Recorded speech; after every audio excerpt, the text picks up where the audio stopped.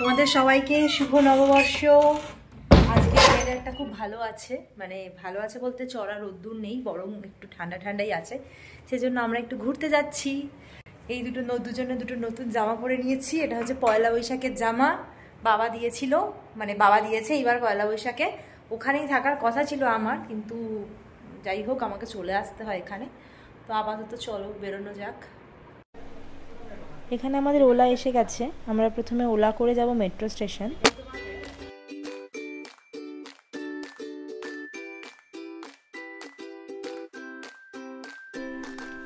বাড়ি থেকে মোটামুটি মিনিট 15-20 লাগে মেট্রো স্টেশনে পৌঁছাতে।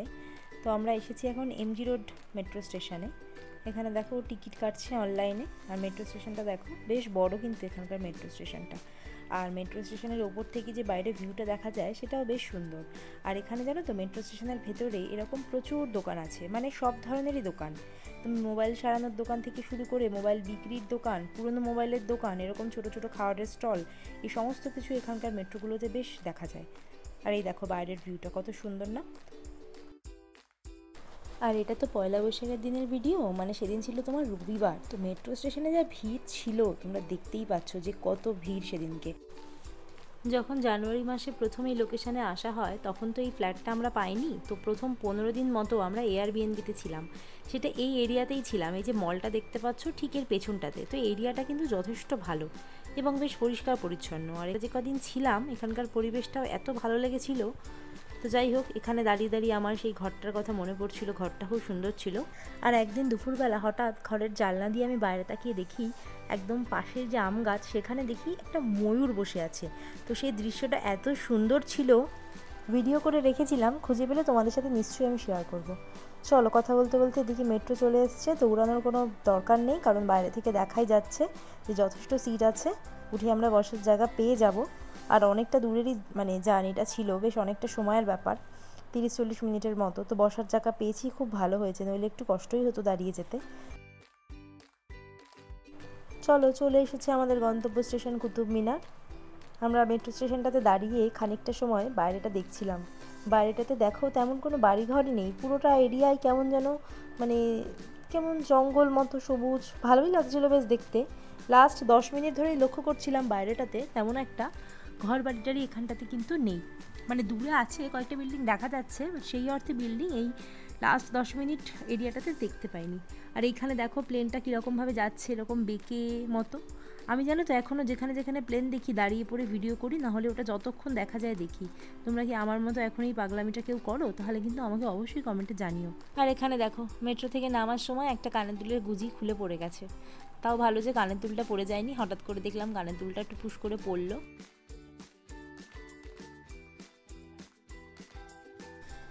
মেট্রো স্টেশন থেকে বেরিয়েই প্রচুর অটো থাকে ওখানটাতে কুতুব মিনার যাওয়ার জন্য। তো মাথা পিছু ভাড়া 20 টাকা করে। তো আমরা অটো করেই সেখানের জন্য রওনা দিলাম। এখানে দেখো পৌঁছে গেছি আমরা কুতুব মিনারের সামনে। তারপরে গিয়ে দেখি লাইন, কিসের লাইন বলো তো? টিকিট কাটার লাইন দেখে তো মাথায় হাত, যে এইখানেই তো আমাদের 2 ঘন্টা মানে কেটে যাবে এই যদি লাইন দিই আমরা। যাই হোক, তাও আমরা লাইনে দাঁড়িয়েছিলাম। যে আমরা সার্চ করে নিই যে অনলাইনেও কাটা যায়, কিন্তু তবুও আমরা লাইনে দাঁড়িয়েছিলাম, কারণ অনেক সময় অনলাইনে যদি কাটতে না পারি, যদি কোনো এরার আসে, তো সেই জন্য লাইনে দাঁড়িয়ে দাঁড়িয়ে আমরা অনলাইনে ট্রাই করছিলাম। আর সাকসেসফুলি দুজনের টিকিট কাটাও হয়ে গেছিলো। তো তারপর আমরা লাইন থেকে বেরিয়ে গেছিলাম। এখানে কিন্তু জানো প্রচুর ইয়াং ছেলেমেয়েরা ছিল, কিন্তু ওরা যেহেতু আইডি কার্ড সাথে ক্যারি করতে ভুলে গেছে বা ওদের কাছে কোনো ছবি ছিল না, সেই কারণে আধার, ভোটার বা প্যান এইগুলোর যে নাম্বার সেগুলো ওদের কাছে ছিল না, সেই জন্য ওরা কিন্তু অনলাইনে টিকিটটা কাটতে পারেনি। তাহলে কিন্তু মানে বহু মানুষই অনলাইনে কাটতে পারতো যদি তাদের কাছে ওই ডকুমেন্টসগুলো সাথে থাকতো বা অ্যাটলিস্ট ছবি থাকতো।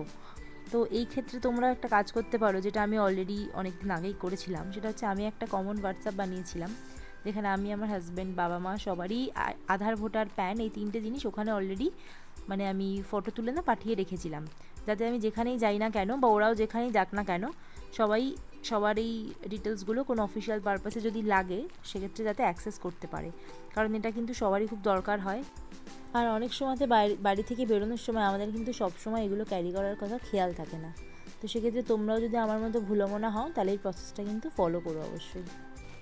অত লাইনে দাঁড়াতে হয়নি বলে মনে হচ্ছে যেন যুদ্ধ জিতে ফিরেছি। আর এইখানে দেখো ঢোকার মুখে আবার বেশ লম্বা লাইন। যাই হোক, খানিকক্ষণ দাঁড়ানোর পরে আমরা ফাইনালি ভেতরে ঢুকতে পেরেছিলাম। ওরা আবার অনলাইন টিকিটটা আলাদা করে দিয়েছিল, যেটা একদম ছোট্ট ছিল, সেই জন্য আমাদের তুলনামূলক তাড়াতাড়ি হয়ে গেছিলো কিন্তু। তো চলো, অনেক তো কথা হলো, এবার তোমরাও আমাদের সাথে কুতুব মিনারটা ঘুরে দেখো।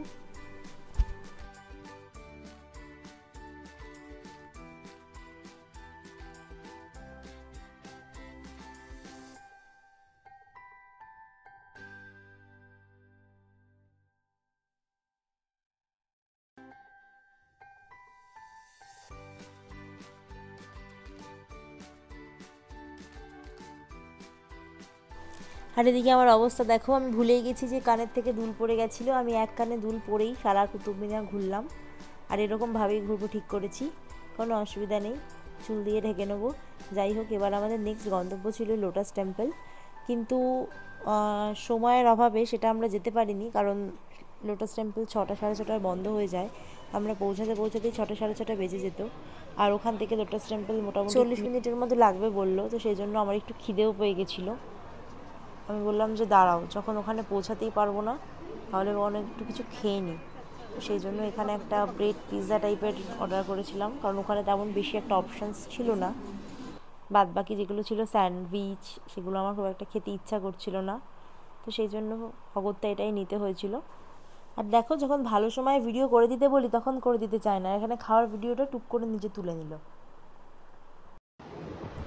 নেক্সট মেট্রো চলে এসছে।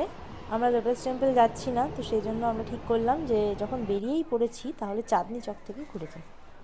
দেখো, আমরা চাঁদনি চকে পৌঁছে গেছি। এখানে দাঁড়িয়ে দাঁড়িয়েও খানিকক্ষণে বোর্ডটা পড়ছিল, যেখান থেকে 2 নম্বরে আছে পরাঠেওয়ালা গলি নাকি পরোটার গলি।